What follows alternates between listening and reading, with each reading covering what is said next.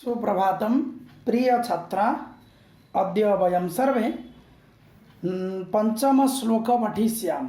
व्यायाम सर्वदा पथ्यम् इति विषयस्य पंचम श्लोकः। न चैनं सहसाक्रम्य जरासमाधिरोहति स्थिरीभवति मांसं च व्यायामाभिरतस्य च। न चैनं सहसाक्रम्य जरासमाधिरोहति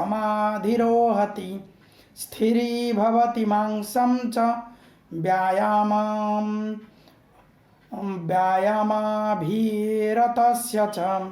इसको संधि कर सकते हैं, व्यायाम अभिरतस्य च।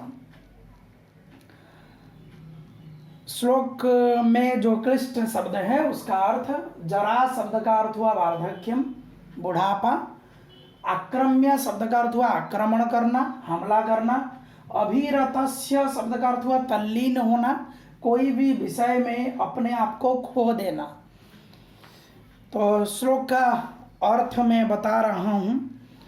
बुढ़ापा इस व्यायाम करने वाले पर अचानक आक्रमण करके सवार नहीं होता। मतलब व्यायाम करने वाले को बुढ़ापा जल्दी नहीं आती। व्यायाम में तल्लीन होने वाले, जो व्यायाम में तल्लीन हो जाते हैं, मग्न हो जाते हैं, उनका मांस भी स्थिर हो जाता है। मतलब मसल्स स्ट्रांग हो जाते हैं। भाव यह है कि व्यायाम करने से बुढ़ापा जल्दी नहीं आती और शरीर हृष्ट पुष्ट बना रहता है। इसीलिए हमें हर रोज नियमित रूप से व्यायाम करना चाहिए। श्लोक षष्ठ श्लोकः। व्यायामस्विन् गात्रस्य पद्भ्यामुद्वर्तितस्य च व्याधयो नपसर्पन्ति वैनतेयमिवोरगाहम् वायोरूपगुणैहीनम् अपि कुर्यात् सुदर्शनम्। और एक बार श्लोक। व्यायाम गात्रस्य पद्भ्यामुद्वर्तितस्य च व्याधयो नपसर्पन्ति वैनतेयमिवोरगाम् वायोरूपगुणैहीनमपि कुर्यात् सुदर्शनम्। शब्दों के अर्थ। स्विन्न गात्रस्य, स्विन्न, स्विन्न शब्द का अर्थ हुआ स्वेद, पसीना से। गात्र शब्द का अर्थ हुआ शरीर, पसीने से लथपथ शरीर। स्विन गात्रस्य पदभ्याम, पदभ्याम दोनों पैरों से। उद्वर्तितस्य उन्नमितस्य, उद्वर्तितस्य इसका मतलब हुआ दोनों पैरों से उठने वाले व्यायाम। वैनतेय शब्द का अर्थ हुआ गरुड़, गरुड़ पक्षी जो विष्णु के वाहन कहा जाता है, भगवान विष्णु के। उरग, उरग शब्द का अर्थ हुआ सर्प। तो श्लोक का अर्थ अब पढ़ेंगे हम लोग।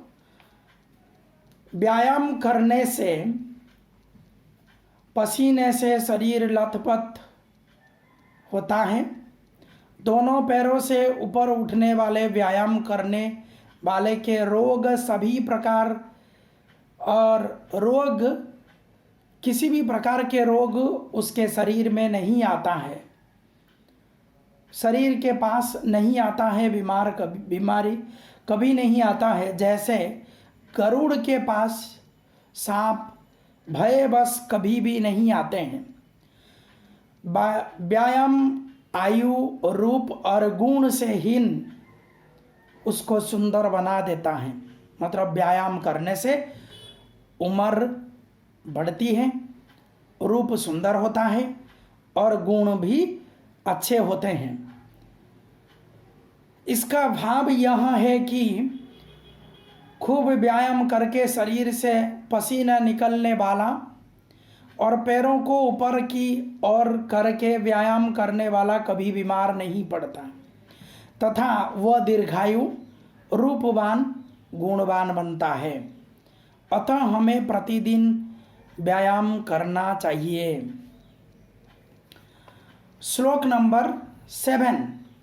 व्यायामं कुर्वतो नित्यं विरोधम अपि भाजनम विदग्धम विदग्धम विदग्धम वा निर्दोषं परिपच्यते।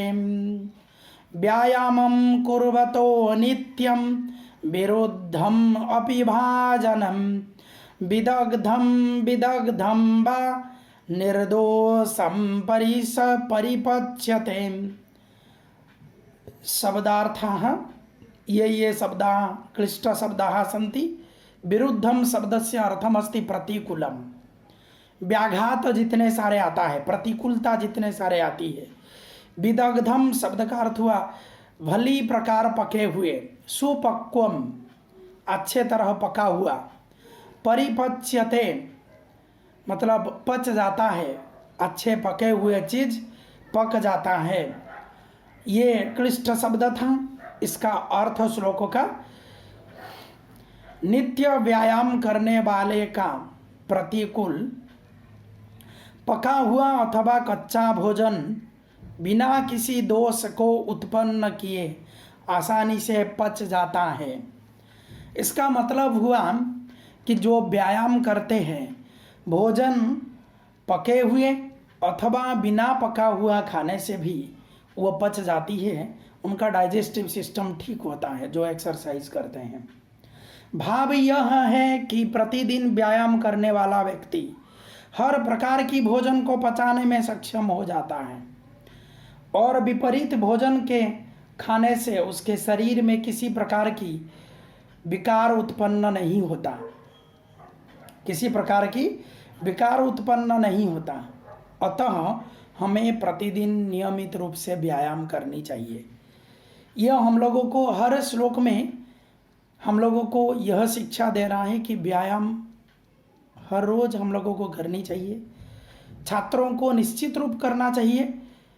हर रोज़ जितना भी समय मिले आपको, वो आधा घंटा का समय मिले, सुबह हो शाम हो, निश्चित रूप आप वॉक करिए और कुछ एक्सरसाइज करनी ही चाहिए। Thank you.